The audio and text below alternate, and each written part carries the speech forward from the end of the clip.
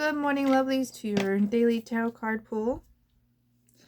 And I'm probably going to be filming a few of these in a row, just so I have some under my belt, so that I don't have to stress about doing it every day.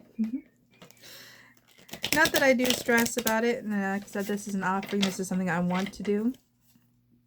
But basically, I've learned, because I have done daily pulls before. I used to pull a daily crystal and do a daily crystal oracle, which actually was very popular on both platforms.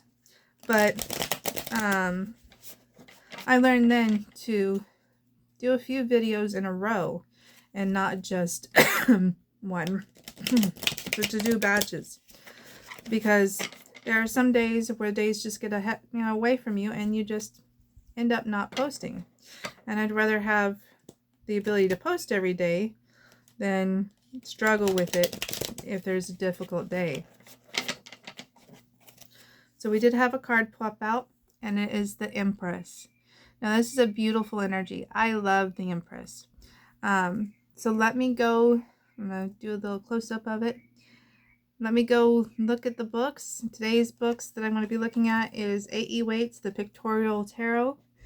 And because this is a major arcana card, Paul Foster Case, the Tarot. So give me just a moment. I'll be right back. Alright, so I want to start off with the meaning of the card and the journal prompts. And that way, if people want to tune out at this point, they can totally do it. So the Empress is fertility, abundance. She is the mother of the tarot card. I'll get to that in just a moment, a little bit. But she's the mother of the tarot cards. So mothering may come up today. She is supposed to be pregnant. She doesn't look very pregnant in this card, but she is supposed to be pregnant. So I pulled the Empress from the Light Seers Tarot. And as you can tell, she's pregnant. She has the world as her belly. And that connects it to Mother Nature. And the Empress is connected to Mother Nature. So anything to do with the mother today, fertility and abundance. The two journal prompts that I suggest that you do is, what am I growing in my life? Or what is growing in my life? And what would I want to grow? What do I want to grow?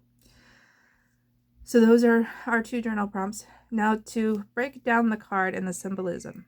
The first thing, probably my favorite part of this card, is she has pomegranates on her dress. And pomegranates have a lot of seeds. They are a symbol of fertility and feminine fertility because of the color of them. So she has pomegranate fruits throughout her garment. Now she also has the Venus symbol on a heart here. So love is a part of this, but it's more of a motherly love. And that is Venus in the mother role. And according to Paul Foster Case, Venus correlates to Hathor in the Egyptian pantheon, which is known as the mother goddess, Mother Nature. And so this is Mother Nature in all her abundance. You can see the corn here, which represents the harvest. And corn is very abundant and nutritious. Well, not really nutritious, but it is a good source of food for most people. The trees in the background are actually particular types of trees. I don't remember what they're called, but they're also symbols of fertility. She sits on a red chair, which represents passion. So she is passionate. Her necklace is 7 pearls. The 7 pearls are for the 7 chakras. So she has dominion over her body. She also has a staff that has a globe at the top. This is dominion over the earth. And she has a crown of 12 stars on her forehead. And that's the 12 zodiac signs. So she is the mother of heaven and earth, not just one plane of existence. So she embodies the heaven and earth aspect together that we are first introduced with the Magician, which I have explained the Magician on the YouTube channel, but when we get to the Magician card, we'll touch on that a little bit more. So this is the embodiment of manifestation. So if you're in the manifestation process, if there's an intention that you set, it's very possible that you're going to make progress today. So one of the most beneficial cards in the tarot, one of my favorites. The one thing that I didn't want to say is the tarot is very divine feminine because the two females come first.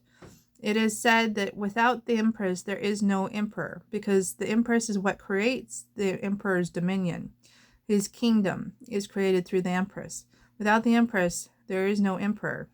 So keep that in mind. The two women, the High Priestess and the Empress, come in the tarot cards before the masculine, the emperor. So that is significant. The Magician is the first card, but Magician is actually very easy to interpret as male or female, as an asexual image. So this is very feminine energy, very divine feminine, fertility, abundance, loving mothership bonds. That's what this card represents. So I hope you enjoyed this offering. I hope you have a wonderful Monday. Take care and bye for now.